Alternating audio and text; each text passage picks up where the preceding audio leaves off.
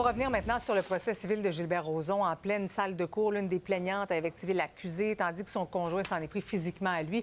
Je fais tout de suite le point avec notre collaboratrice judiciaire, Nicole Gibault. Bonsoir, Nicole. Bonsoir, Marie-Christine. Donc, c'est la plaignante Dany Fréchette et son conjoint qui ont été à l'origine de ces altercations-là. Quel impact, d'abord, ça peut avoir sur le procès? Bien, l'impact, c'est évidemment, on l'a vu aujourd'hui, ça retarde les procédures, là. Ça met une ambiance. C'est pas évident, là. C'est dans des dossiers très émotifs. Moi, je l'ai vu dans d'autres dossiers également. Il faut prendre des pauses, ce qui a été tout à fait raisonnable de faire. Et là, on est sur le qui-vive, là, mais ça me surprend que ce n'est pas arrivé avant aujourd'hui, honnêtement, là. Mais tant mieux. Et ben là, ça va donner une directive pour le futur. Mais au niveau de la décision finale, non. C'est une décision sur le fond et sur la preuve, pas sur des événements à l'extérieur ou des grands sauts d'humeur émotifs. Là. Mais Nicole, ça peut quand même aller loin parce que Gilbert Rozon, en tout cas selon le devoir, porte plainte. Il y a des accusations qui pourraient être déposées? Bien, il aurait déposé des accusations. Il aurait Porté fait plainte, une plainte, porté plainte.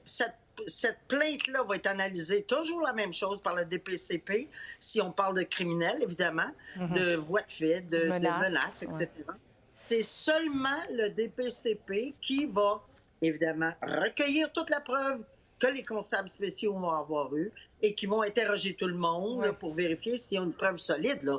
Ils s'en iront pas à déposer des accusations juste parce que une personne se plaint. Il y a une enquête qui va être faite. Oui, maintenant, revenons là, sur le fond du procès. En fait, M. Rozon, aujourd'hui, qui faisait état, encore une fois, de ses pertes financières qu'il a subies durant le mouvement MeToo, moi aussi. Donc, en quoi c'est pertinent pour sa défense d'expliquer l'impact que ça a eu sur sa compagnie? Moi, ce que je vois peut-être, là, dans le fond des choses, c'est qu'évidemment, si jamais, et on dit bien si jamais, toutes ces allégations de toutes ces femmes, ou presque une grande majorité, ou quelques-unes, tombaient, puis que le tribunal en venait à la conclusion qu'il y a eu des choses tellement fausses, dites méchantes, mesquines, etc., etc., etc., bien, à ce moment-là, ça prépare peut-être sa table à lui pour un recours contre ces personnes-là. Mais à part de ça, sur le fond du litige, sur des allégations d'agression sexuelle, non. C'est là-dessus que les dames demandent que la faute soit, qu'on admette qu'il y a eu une faute, donc un dommage et le lien de causalité. Mais si on refuse tout, puis qu'on les traite de... Parce qu'ils les traitent finalement, elles ont toutes menti, et lui aussi... Finalement, tout le monde se traite de menteur dans cette... tout le monde se traite de menteur. Oui, c'est ça. On continue de suivre ça de très près. Merci beaucoup, Nicole. Ça fait plaisir, au revoir.